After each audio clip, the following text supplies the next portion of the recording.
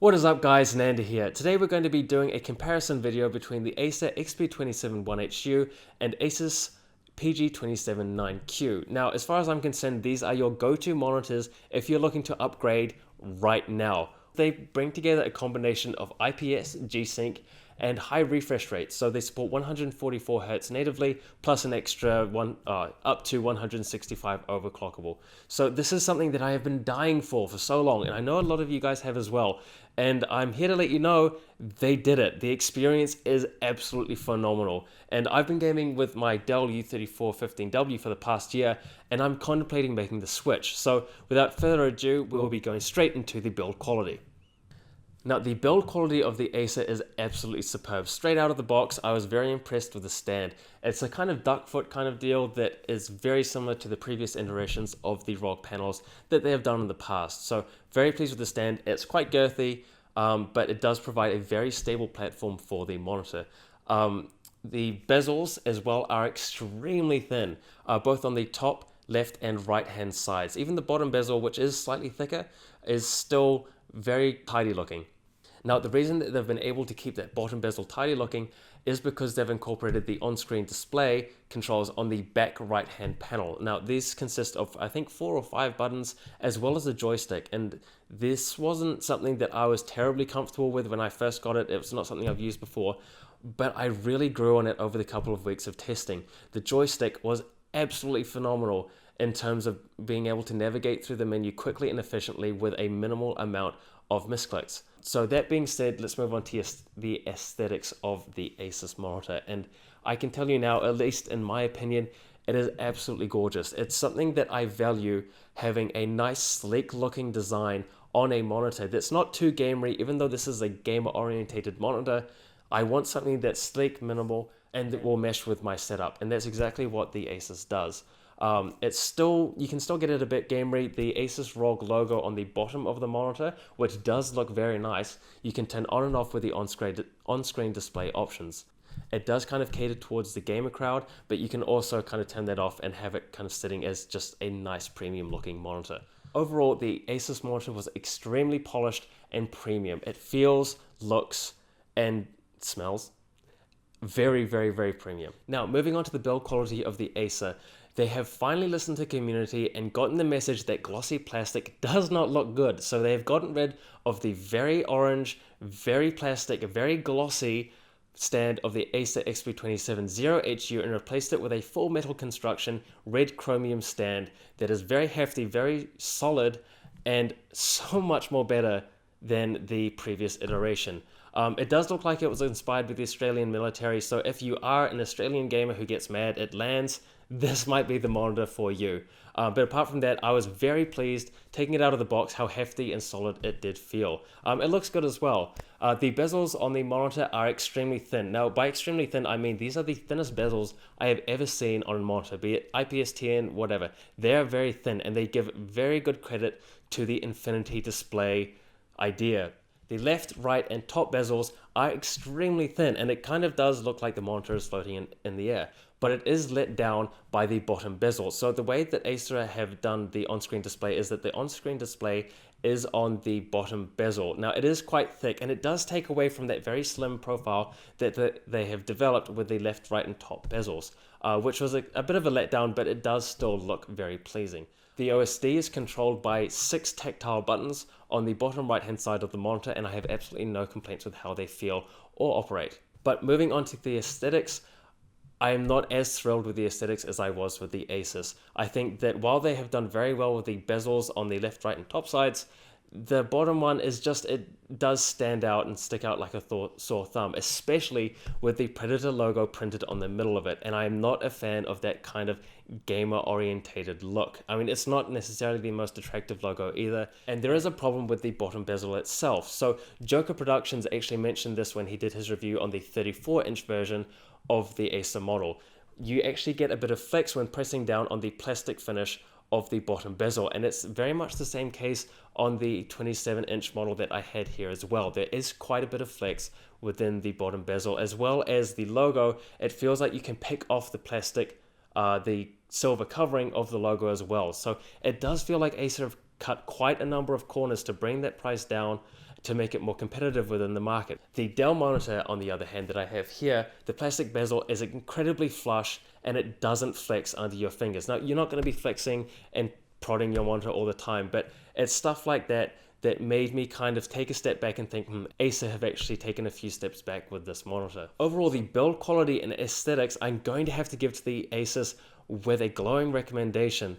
Compared to the Acer, it does feel like Asus have really gone and polished all the corners. They've made sure the monitor is absolutely perfect, and I have no grievances with the monitor at all in terms of its physical appearance. Whereas with the Acer, I do feel like they cut a few corners and it does impact on the overall finish of the product. Now, one thing I think I should mention with the Acer monitor was the amount of wobble that I discovered while I was typing at my desk. Now, my desk is fairly sturdy. I've had my 34-inch Dell on there for a while, and that you would think would be quite perceptible to typing and the wobble that you might get. But the Acer I found was the worst out of all three monitors. I tried both monitors at an equal height on the same level, same positions on the desk, and the Acer just does have a tendency to wobble while you're typing. So if you were intent on getting this monitor, make sure you have a very solid desk to support the monitor on. Now, I'm not sure if this is consistent across all monitors, but the sample that I had, you did get some wobble, which was a bit frustrating. Now, let's talk about the panel quality of the monitors. Let me say straight off the bat, both monitors, once they're calibrated, are very, very, very similar in terms of the picture that they produce. When I first got the Asus out of the box, I was absolutely blown away by how vivid and crisp the image was compared to the Dell that I have right here. With the Acer, I wasn't as impressed. When I got the monitor straight out of the box, there was a very eggshell yellow tint to the whites, which was a little bit concerning, but after some calibration, it was absolutely fine. So the image quality in terms of both of the monitors are very, very similar, so you won't be able to really tell the difference. However, I did feel that the Asus had a slight edge in terms of how crispy and punchy the colors were, and I found myself gravitating towards using the Asus as my primary monitor while I had both on my desk. So while I say that both are within the same kind of league, the Asus does edge out the Acer in terms of panel quality. That's my own personal opinion. Now, let's talk about the on-screen display. Now, there are a couple of ways in which the monitors differentiate themselves in terms of the panel quality, the build quality, but I think the biggest one by far is the on-screen display. The Asus on-screen display is excellent, and the Acer on-screen display is one of the worst I have ever used. It feels clunky, unintuitive, poorly thought out, and that's for a variety of reasons. Number one being that the icons in which the menus are defined by and the functionalities defined by are very ambiguous. It results in a lot of misclicks and a lot of you trying to figure out where exactly you are in context to the rest of the menu.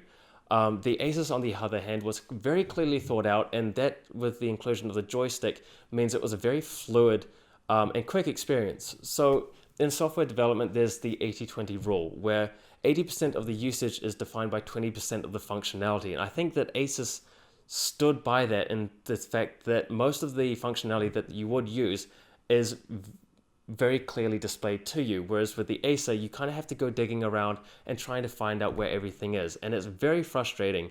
Every time I went into the OSD, I got quite frustrated, basically. In terms of functionality, both are pretty much the same. Both offer light boost, both offer a way to overclock the monitor, which is through the on-screen display, and it is really easy to do both on both of the monitors. All you do is select a setting, increase that from 144 to 165, and it's done. It's really simple, no extra software or anything. It's very easy. Again, it's the same on both monitors, so there's no difference. In conclusion, the Asus is better by a country mile.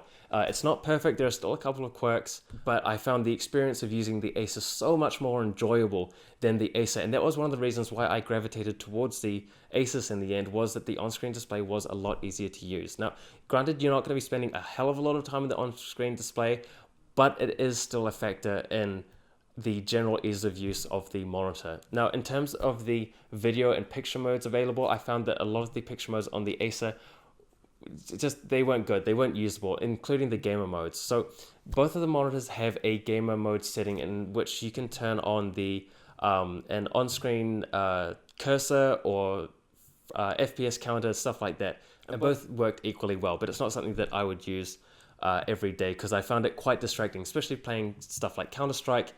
It's not very usable, and I prefer just having my screen as is.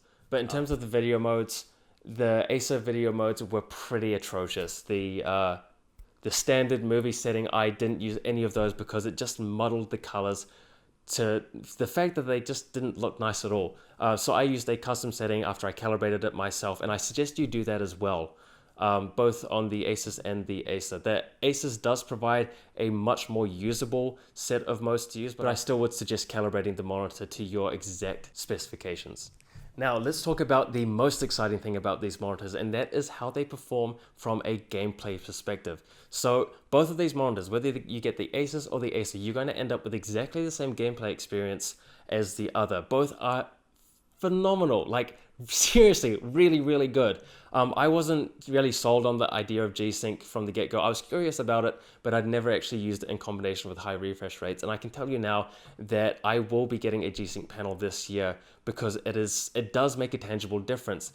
The gameplay feels a lot smoother, a lot crisper, especially in first-person shooter games. Now, I was playing Battlefield 4, Metro Last Light, Bioshock Infinite, and each of them I actually enjoyed more as a direct result from the G-Sync and higher frames, which really wasn't what I was expecting. I was expecting the same level of enjoyment on something like this, which is limited to 60 Hz and not G-Sync, but at the end of the day, I enjoyed my time gaming a lot more with the G-Sync and with the higher refresh rate. So that's something that I'm going to have to evaluate in my own setup this year. In terms of the gameplay performance on the Asus versus the Acer, again, both are exactly the same.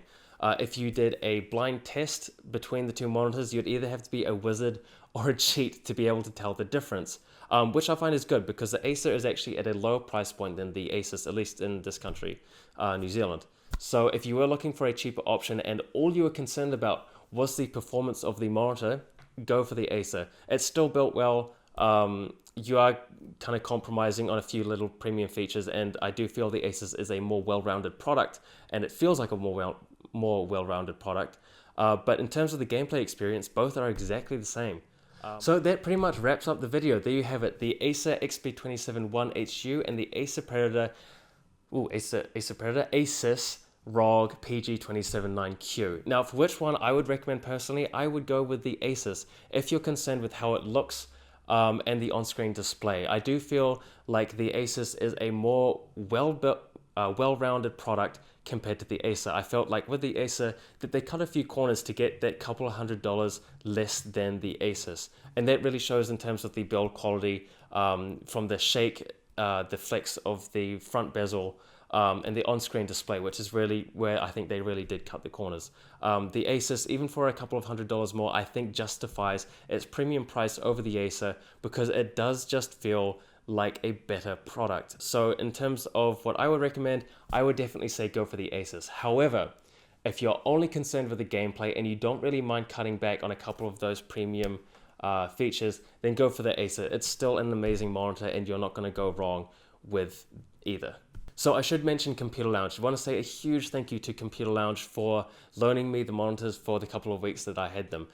If you're looking for a more in-depth review with some really nice B-roll and some actual footage of the monitors, again, sorry about that, that will be coming during the middle of January on Computer Lounge's channel, and I will be updating you guys on my channel about what's happening with that. So again, thank you for watching, and I will see you in the next one. Make sure you have at least a solid desk to support the monitor. I'm doing my thing.